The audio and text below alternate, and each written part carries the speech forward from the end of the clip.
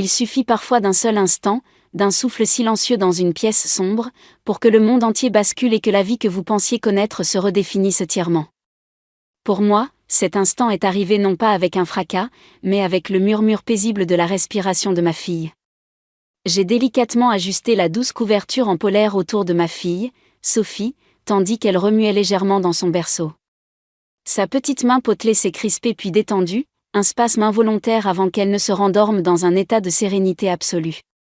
Pendant un court instant, le monde m'a semblé calme, ordonné et sûr. C'était une sensation devenue incroyablement rare ces derniers temps, mais chaque fois que je la regardais ainsi, je me sentais à nouveau ancré, comme si sa simple existence était la raison pour laquelle il valait la peine de se battre contre vent et marée. Sophie venait tout juste d'avoir 1 an, et chaque jour qui passait, je continuais de m'émerveiller de sa petite taille et de l'impact monumental qu'elle avait eu sur ma vie. Quand j'avais appris ma grossesse, mon esprit n'avait pas vraiment saisi l'ampleur de ce que cela représentait d'élever un enfant. Je fantasmais sur les aspects idylliques, les petites chaussures de bébé, les éclats de rire cristallins, les histoires du soir blotti contre elle. Je pensais à l'amour, un amour pur et inconditionnel. Ce à quoi je n'avais pas pensé, c'était le poids écrasant de la responsabilité lorsqu'elle retomberait entièrement sur mes épaules. À l'époque, cette pensée ne m'effleurait même pas. J'avais Jason. Il m'avait convaincu que nous étions prêts, bien plus que prêts, à fonder une famille. J'entends encore sa voix, vibrante d'une confiance que je prenais pour de la force. Les enfants sont la meilleure source de motivation, Olivia. Une fois que nous en aurons un, je me donnerai à fond. Nous ferons cela ensemble, main dans la main. Je l'avais cru. Je voulais désespérément le croire. C'était Jason qui avait insisté pour avoir un bébé au plus vite. Moi, j'avais exprimé quelques réserves. J'avais pensé qu'on devrait peut-être attendre, trouver un meilleur appartement que notre 2 pièces exiguës, économiser un peu d'argent, peut-être même me laisser le temps de m'installer dans ma nouvelle carrière d'enseignante. Mais Jason avait balayé ses inquiétudes d'un rire léger et m'avait passé un bras protecteur autour de la taille. Beaucoup de familles commencent modestement, mon amour. On va y arriver. Fais-moi confiance, Liv. C'est le moment idéal. Et je lui ai fait confiance. Je lui ai fait une confiance aveugle, absolue. Avec le recul, je réalise à quel point j'aspirais à fonder une famille, une aspiration née des vides de ma propre enfance. Ma mère est décédée en me donnant la vie, et mon père, après des années de deuil silencieux, s'est finalement remarié. Sa nouvelle épouse, Margaret, a d'abord essayé de jouer son rôle, mais après avoir eu ses propres enfants, son attention s'est entièrement tournée vers eux. Je suis devenue la figurante dans le décor de notre maison, celle à qui on demandait de surveiller ses demi-frères, de faire le ménage, de m'effacer quand elle avait besoin d'espace. Mon père ne s'en rendait pas compte, ou peut-être ne voulait-il pas le voir. Quoi qu'il en soit, j'ai appris très tôt ce que c'est que de se sentir superflu chez soi. C'est peut-être pour cela que les promesses de Jason résonnaient si fort en moi. Il me donnait le sentiment d'être désiré, d'être choisi, d'être essentiel.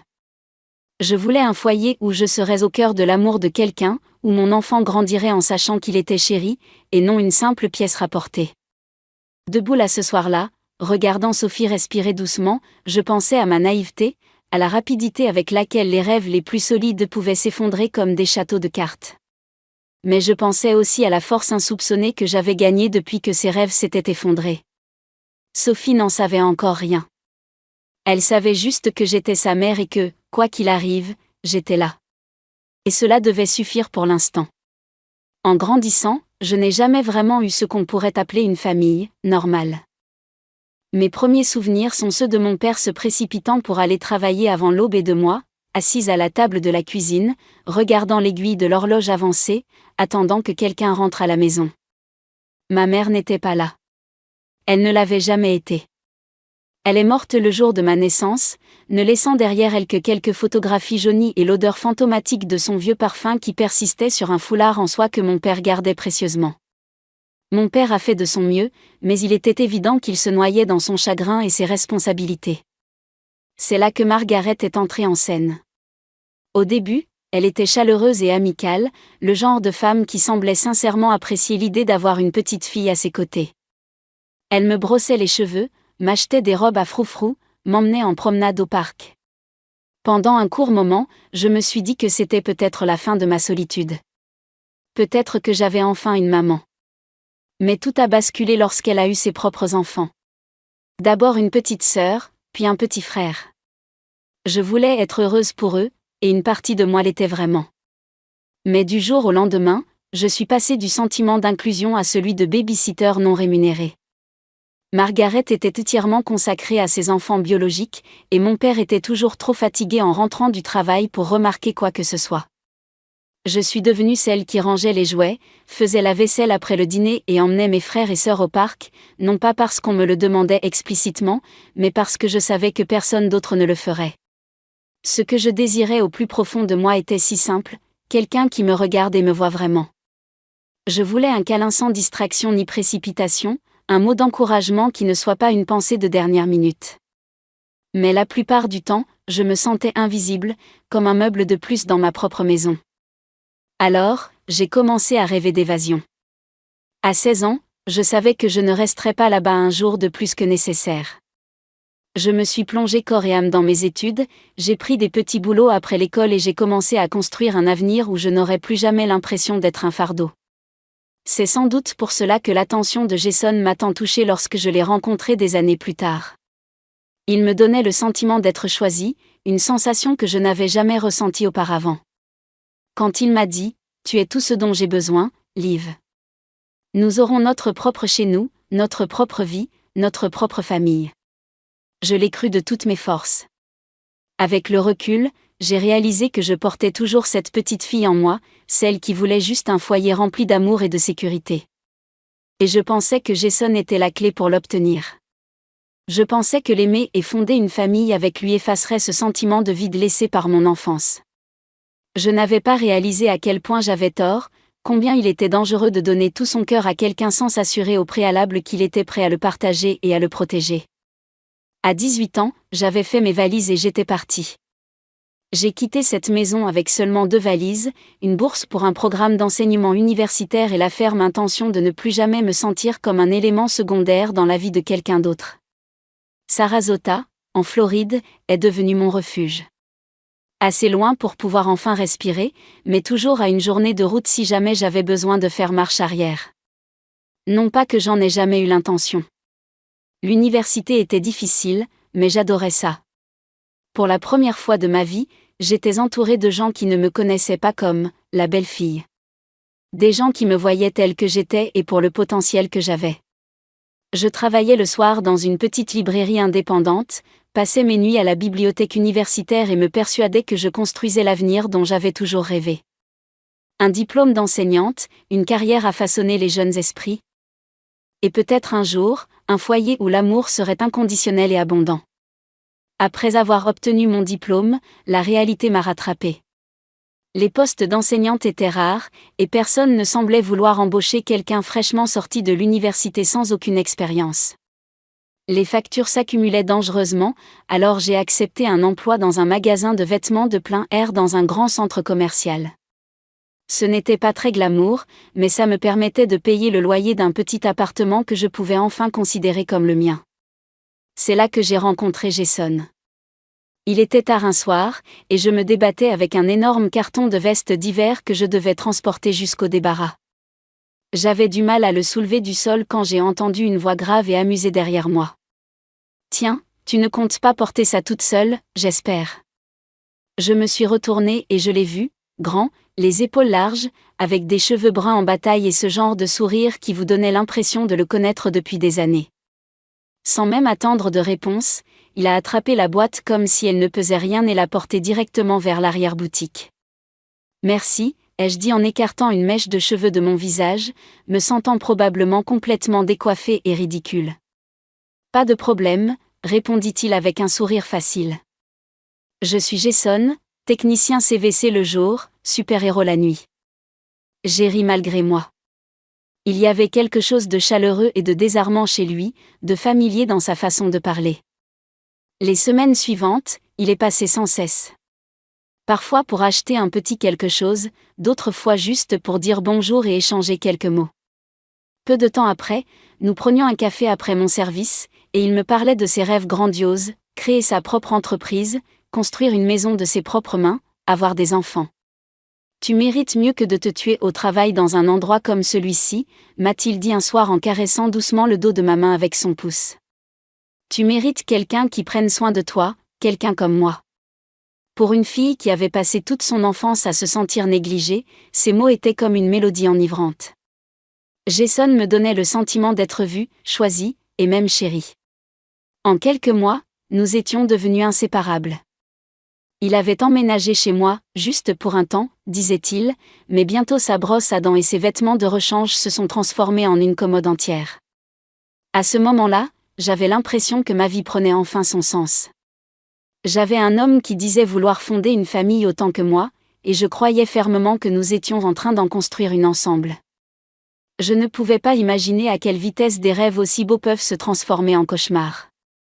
Jason m'a demandé en mariage un jeudi soir pluvieux, complètement à l'improviste. Il venait de se disputer au téléphone avec sa mère, quelque chose sur le fait qu'il devait grandir et prendre sa vie en main. Je me souviens encore de lui, entrant en trombe dans notre appartement, laissant tomber ses clés bruyamment sur le comptoir et lançant « Marions-nous, Liv, faisons-le maintenant. Montrons à tout le monde que nous sommes sérieux. » Ce n'était pas la demande en mariage romantique que j'avais imaginée étant petite fille, mais à l'époque, je m'en fichais éperdument. Jason avait dit qu'il me voulait. Et après des années à me sentir indésirable, cela me suffisait. Nous avons râpé le grand mariage et opté pour quelque chose de simple et rapide. Une cérémonie au tribunal, un dîner dans un restaurant italien bon marché ensuite, et quelques selfies flous envoyés à nos amis. Ça ne me dérangeait pas. Pour moi, le mariage était l'engagement, pas l'événement. Ce que je voulais, c'était un foyer, une famille, quelqu'un qui me regarderait et verrait un avenir. Mais il y avait aussi Margaret, sa mère. Jason m'avait prévenu.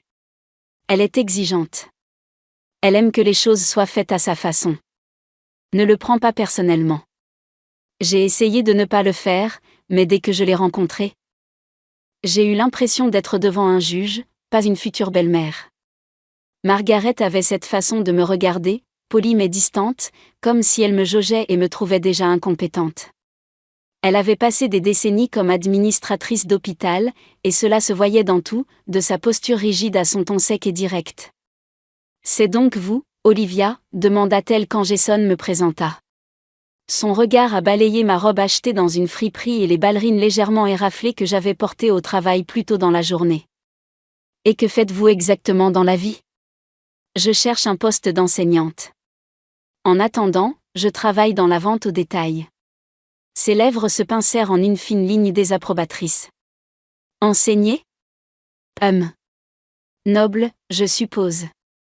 Jason a essayé d'apaiser les choses en riant et en me serrant fort contre lui, mais la tension dans la pièce était palpable comme un épais brouillard. Je me disais que ça n'avait pas d'importance.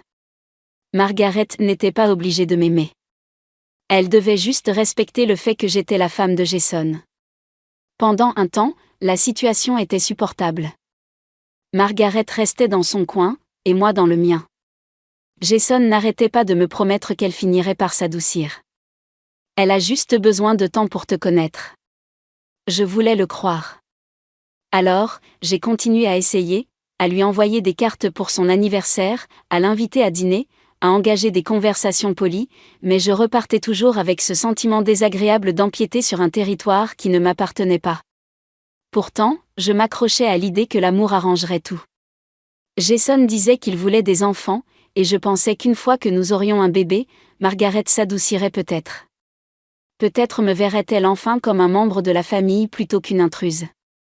Je ne m'en rendais pas compte à ce moment-là, mais je me préparais déjà à une déception monumentale. Je n'arrêtais pas de penser qu'en donnant suffisamment, en souriant suffisamment, en faisant suffisamment d'efforts, tout finirait par s'arranger.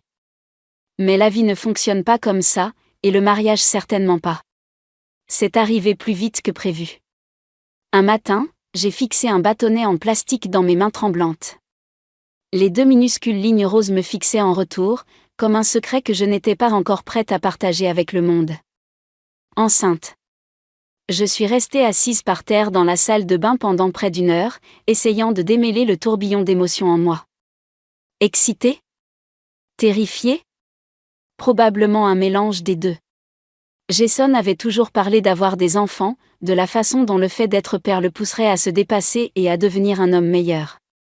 Alors, quand je le lui ai annoncé ce soir-là, je m'attendais à ce qu'il me prenne dans ses bras, me fasse tournoyer dans les airs, et peut-être même qu'il verse une larme de joie. Au lieu de cela, il a cligné des yeux à plusieurs reprises, puis a esquissé un sourire nerveux. Waouh, d'accord, c'est un peu plus tôt que prévu. Mais bon, c'est une excellente nouvelle. On va faire en sorte que ça marche. Je voulais le croire. Je voulais croire que c'était le début de quelque chose de merveilleux. Mais presque aussitôt, les fissures dans notre fondation ont commencé à apparaître. J'ai eu de terribles nausées matinales qui duraient bien au-delà de midi, et travailler debout toute la journée dans le magasin est devenu insupportable. Mon médecin m'a mis en garde contre le stress et le port de charges lourdes. J'ai donc démissionné, pensant que Jason et moi nous adapterions.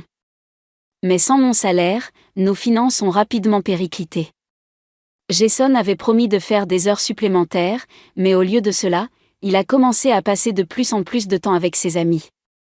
Il prétendait avoir besoin de se défouler avant la grande aventure, ce qui semblait se traduire par des soirées tardives dans les bars et des week-ends de pêche prolongés où je le voyais à peine. Je me souviens d'un soir, debout devant le miroir, mon ventre commençant à s'arrondir visiblement. J'ai posé une main protectrice dessus et j'ai murmuré doucement. « Ton père t'aime.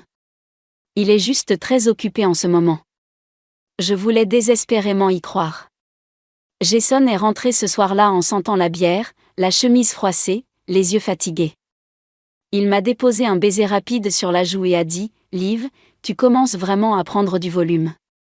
Tu ferais mieux de manger un peu moins, hein ?» Puis il a ri comme si c'était la blague la plus drôle du monde. J'ai ri aussi, pour ne pas faire de vagues, mais plus tard dans notre lit, j'ai pleuré silencieusement pour qu'il ne m'entende pas. Margaret, étonnamment, a commencé à appeler plus souvent. Elle demandait des nouvelles des rendez-vous chez le médecin et a même déposé quelques sacs de courses à notre porte. C'était étrange. Sa voix avait perdu un peu de son mordant habituel quand elle parlait de son futur petit-enfant. Mais Jason semblait de plus en plus distant, comme si la paternité était une vague idée abstraite à laquelle il pourrait penser plus tard. Au 3e trimestre, j'avais cessé de m'attendre à ce que Jason me tienne les cheveux quand j'étais malade ou me masse les pieds endoloris. J'ai appris à me débrouiller seule, me répétant comme un mantra que les choses changeraient avec l'arrivée du bébé. Il verrait son petit visage et un déclic se produirait en lui. Il grandirait enfin, comme il me l'avait promis tant de fois. J'avais tort, terriblement tort. Le jour de la naissance de Sophie fut à la fois le plus beau et le plus solitaire de toute ma vie. Le travail a commencé prématurément, 2 semaines avant la date prévue, en pleine nuit, et Jason était introuvable. Il m'avait dit qu'il serait à la maison à 20h, mais minuit est passé, puis 1h du matin, et toujours aucun signe de lui. J'ai appelé 3 fois avant qu'il ne décroche enfin, la voix pâteuse et clairement irritée. « Quoi ? Liv ? Je suis avec les gars. Ça peut attendre ? Non, Jason, ça ne peut pas attendre. J'ai perdu les os. Il est arrivé à l'hôpital en titubant 1 heure plus tard, empestant l'alcool et l'eau de Cologne bon marché. J'étais trop épuisée pour me disputer, trop concentrée sur la douleur fulgurante des contractions. Et quand le premier petit cri de Sophie a empli la pièce, tout le reste s'est estompé pendant un instant magique. Je l'ai serré contre moi, sa peau douce et chaude contre ma poitrine, et j'ai murmuré « Je te tiens. Je te promets que tu ne te sentiras jamais indésirable. Pas comme moi. » Jason a souri pour les photos et en a même posté une sur les réseaux sociaux avec la légende « Papa fier ». #béni. Mais cette nuit-là, à l'hôpital, quand je lui ai demandé de tenir Sophie pour que je puisse dormir ne serait-ce qu'1 heure, il a marmonné quelque chose sur le fait qu'il était trop fatigué et s'est effondré sur la chaise visiteur, ronflant bruyamment en quelques minutes. Les choses ne se sont pas améliorées à notre retour à la maison. Sophie pleurait beaucoup des coliques, a dit le pédiatre et je me levais toutes les 2 heures pour la bercer pendant que Jason dormait dans l'autre pièce, la porte fermée. Il disait d'avoir besoin de son repos pour pouvoir travailler. Le poids de la maternité était lourd, épuisant.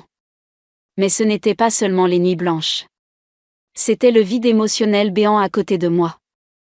Je regardais Jason et je voyais un homme qui m'avait supplié de fonder une famille, pour finalement disparaître complètement quand la réalité de cette famille l'a rattrapé.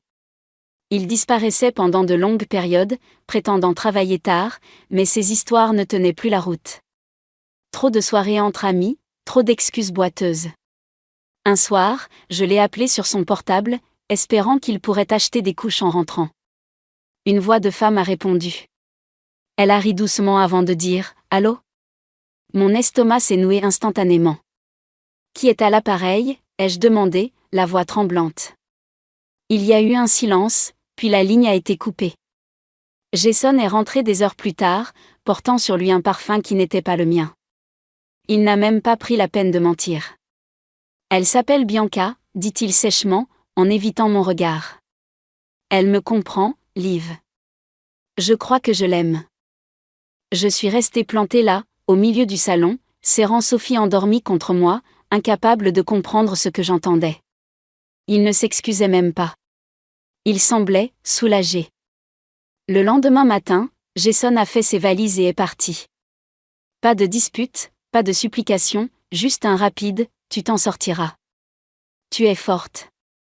Et voilà, je me suis retrouvée seule avec un nouveau-né, un compte en banque vide et un cœur si brisé que je pensais qu'il ne pourrait jamais être réparé. Pendant un moment, j'ai cru que je n'y arriverais pas.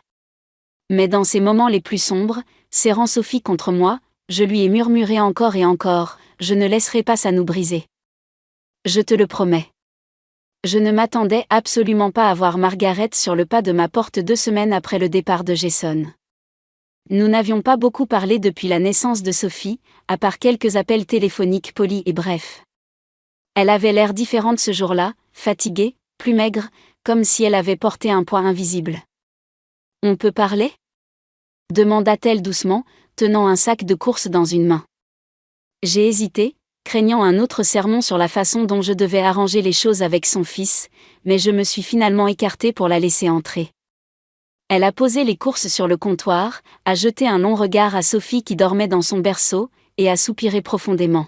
« Tu n'as rien à me dire » a-t-elle commencé avant que je puisse formuler une phrase. Je sais ce que Jason a fait. Ses yeux brillaient, mais pas de colère. Il y avait de la honte. Je pensais l'avoir mieux élevé que ça, mais je suppose que je me suis trompée. Et maintenant, c'est toi qui en paie le prix. Je ne savais pas comment réagir. Margaret et moi n'avions jamais été proches. Je m'étais toujours sentie comme une étrangère à ses côtés, comme si elle me jugeait en silence. Et pourtant, elle était là, s'excusant pour son propre fils. « Toi et Sophie, vous ne méritez pas ça », a-t-elle continué d'une voix ferme.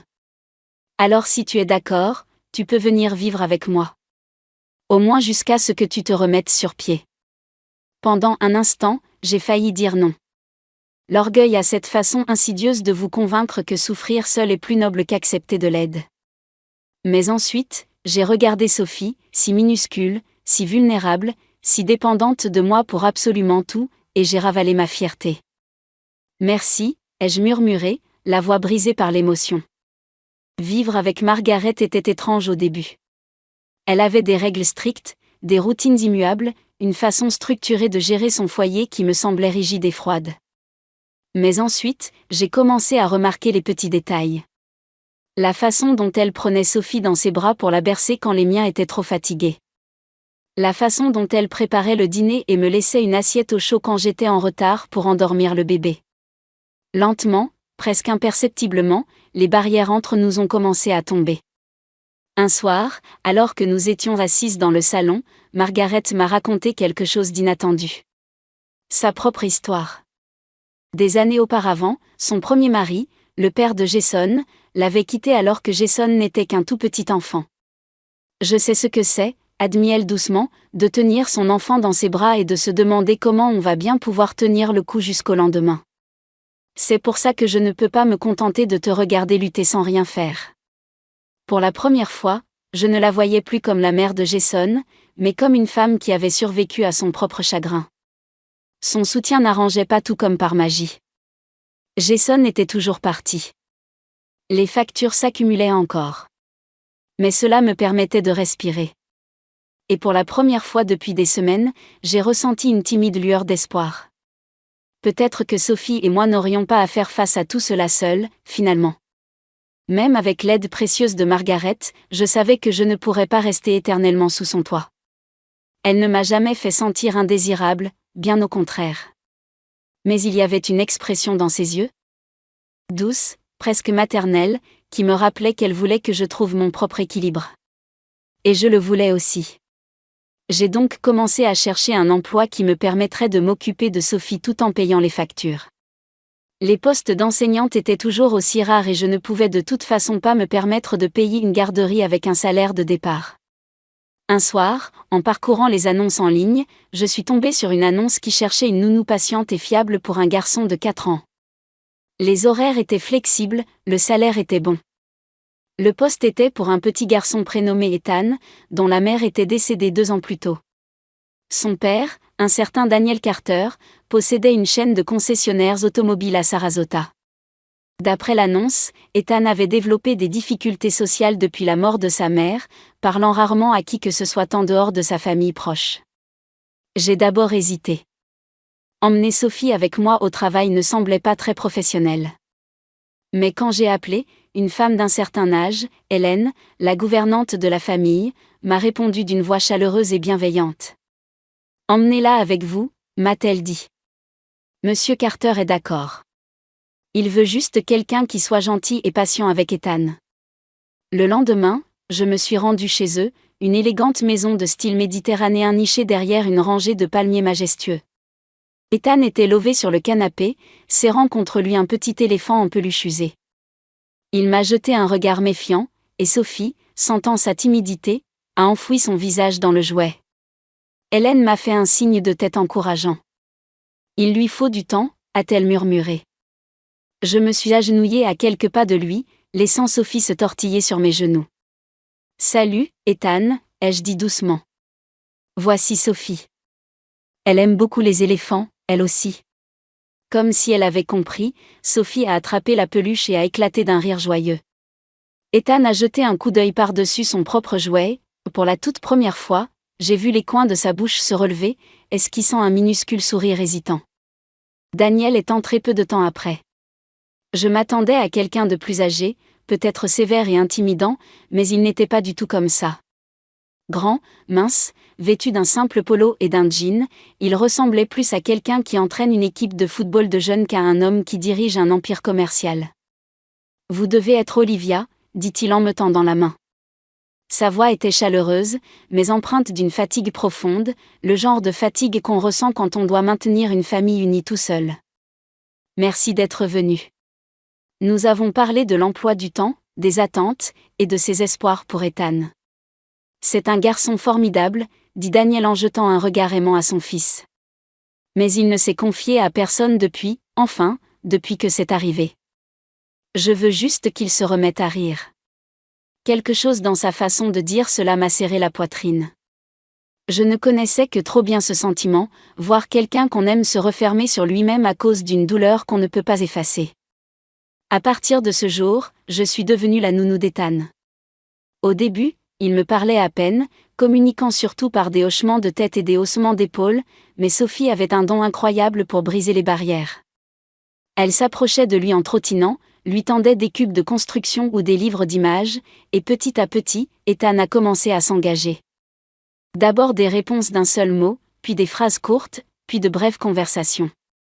Daniel l'a remarqué. Un soir, alors que je préparais le sac à langer de Sophie pour partir, il m'a dit doucement depuis le seuil de la porte, « Quoi que vous fassiez, ça marche. » Je ne l'ai pas vu sourire comme ça depuis des années. Je lui ai souri en retour, sentant quelque chose changer subtilement en moi. Pour la première fois depuis très longtemps, je ne faisais pas que survivre. J'aidais aussi quelqu'un d'autre à guérir. Et ce faisant, j'ai senti que je commençais, moi aussi, à guérir. Travailler pour Daniel n'était au départ qu'un moyen de payer les factures et de garder Sophie auprès de moi. Mais peu à peu, c'est devenu bien plus que cela. La maison des Carter, autrefois silencieuse et lourde d'un chagrin inexprimé, a commencé à sembler plus légère. Ethan riait davantage, surtout en présence de Sophie. Ils sont devenus inséparables, un duo improbable, comme s'ils s'étaient connus dans une autre vie. Daniel l'avait remarqué aussi. Il rentrait du travail, desserrait sa cravate et restait sur le seuil de la salle de jeu, à regarder son fils et ma fille construire des tours de blocs ou faire la course avec des petites voitures. Il y avait toujours cette expression douce et reconnaissante sur son visage quand il me voyait, et je la reconnaissais, parce que je ressentais la même chose. Du soulagement. Le soulagement de réaliser que nous n'étions peut-être pas aussi brisés que nous le pensions. Nos conversations, au début purement professionnelles, s'éternisaient de plus en plus. Nous avons commencé à partager de petits détails de nos vies. Mon amour pour les saignements, sa passion pour la restauration de voitures anciennes, la difficulté d'élever des enfants en étant seul. Un soir, après avoir couché Sophie et Ethan pour leur sieste, Daniel m'a invité à m'asseoir avec lui sur la terrasse. Le soleil de Floride se couchait, teintant le ciel de reflets corail et or. Il m'a tendu un verre de thé glacé et a dit doucement, « J'avais peur d'embaucher qui que ce soit, vous savez. Je pensais que personne ne pourrait comprendre ce dont Ethan avait besoin. Mais vous comprenez. Et vous ne faites pas que l'aider lui, vous m'aidez moi aussi. » Je ne savais pas quoi répondre. Ce genre de compliment sincère me mettait toujours un peu mal à l'aise. Mais la chaleur dans son regard me disait que ce n'était pas juste de la gratitude polie. Il y avait de la confiance, et peut-être même quelque chose de plus profond qui commençait à naître. En vérité, je commençais à me sentir différente, moi aussi. Pendant si longtemps, j'étais restée en mode survie, concentrée uniquement sur les couches, les factures et comment empêcher mon cœur de se briser davantage. Mais Daniel et Ethan, sans même essayer, m'ont rappelé ce que c'était que de respirer à nouveau, de rire de choses insignifiantes, de se sentir en sécurité. Margaret a également remarqué le changement en moi. Un soir, elle est venue me rendre visite et a surpris Daniel en train de porter Sophie sur ses épaules pendant qu'Ethan me tirait par la main, me suppliant de venir voir le fort en couverture qu'il avait construit dans le salon. Margaret a souri, une douceur rare se lisant sur son visage. « Tu as l'air heureuse, Olivia » a-t-elle dit simplement. « Je le suis » ai-je admis, réalisant que c'était la vérité pour la première fois depuis je ne sais combien de temps. Daniel et moi n'avons rien précipité. Il n'y a pas eu de grandes déclarations ni de gestes théâtraux. Notre relation s'est construite sur une succession de moments simples. Lui préparant le dîner pendant que j'aidais Ethan à résoudre un puzzle. Nous riant ensemble de la tentative maladroite de Sophie de manger de la purée de carottes toute seule. Regardant des films sur le canapé après que les enfants se soient endormis. Ces moments ont recollé en moi quelque chose dont je ne me rendais même pas compte qu'il était encore brisé. Et Ethan, lui, s'est épanoui. Il a commencé à parler davantage, à rire plus fort, et même à se faire des amis à l'école maternelle. Un jour, il m'a prise dans ses bras avant que je parte et a murmuré « Merci d'avoir redonné le sourire à papa. » J'ai failli pleurer. En chemin, nous avons cessé d'être deux parents célibataires qui essayaient simplement de gérer leur situation. Nous sommes devenus une équipe, puis, petit à petit, presque sans nous en rendre compte, nous sommes devenus une famille. J'avais encore des cicatrices, des souvenirs douloureux de la trahison de Jason, des nuits où je m'endormais en pleurant, pensant que j'avais échoué à construire un foyer heureux. Mais chaque fois que je voyais Sophie et Ethan blottis l'un contre l'autre sur le canapé, ou que je surprenais le regard de Daniel posé sur moi, rempli de cette gratitude discrète et de cette affection naissante, je réalisais quelque chose d'important. Parfois, la vie ne vous offre pas la famille que vous espériez. Elle vous offre la famille dont vous avez besoin. Cela faisait presque 2 ans que Jason était sorti de ma vie quand mon téléphone a vibré sur la table de la cuisine. Son nom s'est affiché à l'écran, un fantôme du passé. Je l'ai fixé un long moment avant de décrocher. « Olivia ?» a-t-il dit d'une voix faussement décontractée, une voix qui ne correspondait pas à la personne qui avait brisé notre famille en 1000 morceaux. Je me disais que je pourrais peut-être voir Sophie. On pourrait se retrouver, prendre un café, tu sais, comme au bon vieux temps. Le bon vieux temps ? J'ai failli éclater de rire, mais quelque chose en moi, une curiosité morbide peut-être, m'a convaincu d'accepter. D'accord, ai-je dit, ma propre voix étonnamment calme. Demain matin, au café de Main Street. Je suis arrivée volontairement avec quelques minutes de retard, vêtue d'un simple chemisier bleu clair et d'un jean, rien de tape à accent grave-l'œil, mais je me sentais soignée et confiante. Daniel avait proposé de garder Sophie et Ethan, et Margaret m'avait fait un clin d'œil complice avant mon départ. Va lui rappeler ce qu'il a perdu, avait-elle dit doucement. Par la fenêtre du café, j'ai vu Jason assis à une table, penché en arrière comme s'il était chez lui, le téléphone à la main. Il avait l'air différent, plus âgé, peut-être un peu plus fatigué. Mais le sourire suffisant qu'il m'a adressé lorsque je suis entrée était exactement le même. Liv, dit-il en se levant pour me serrer dans ses bras, mais j'ai fait un pas en arrière et il a laissé tomber ses bras maladroitement. Waouh, tu es superbe. Je ne m'attendais pas à ça. C'est parce que tu ne me connais plus, ai-je répondu en m'asseyant sur la chaise en face de lui. Il a cligné des yeux, surpris, mais a rapidement dissimulé son trouble par un petit rire. D'accord. Alors, comment va la vie? J'ai vu ton profil sur les réseaux sociaux. Une petite ambiance familiale adorable. C'est qui le nouveau type? L'entraîneur de foot des enfants, ou quoi? C'est mon partenaire, dis-je d'un ton neutre. Et oui, nous sommes une famille. Le sourire de Jason s'estompa une seconde avant qu'il ne se penche en arrière, les bras croisés sur sa poitrine. Tant mieux pour toi, je suppose. Écoute, je voulais juste revoir Sophie, tu sais, faire à nouveau partie de sa vie. Je l'ai observé un long moment. Il essayait de paraître sincère, mais je voyais clair dans son jeu. L'inquiétude dans ses yeux, la même expression qu'il avait autrefois quand il mentait sur ses heures de travail. Il ne voulait pas être père. Il voulait apaiser sa conscience et jouer le rôle du père repenti. Jason, commençai-je calmement. Sophie a déjà un père. Un vrai. Quelqu'un qui l'aborde tous les soirs, qui est présent à ses spectacles de danse et qui l'aide à construire des cabanes avec des oreillers. Cet homme, c'est Daniel. Toi, tu as abandonné ton droit d'être son père le jour où tu as franchi cette porte. Sa mâchoire s'est crispée. Tu n'as pas besoin d'être aussi cruelle, Olivia.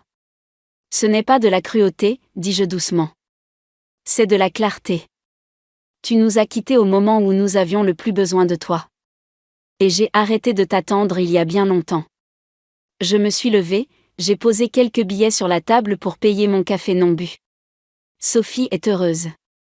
Elle est aimée. Elle est en sécurité. C'est tout ce qui compte.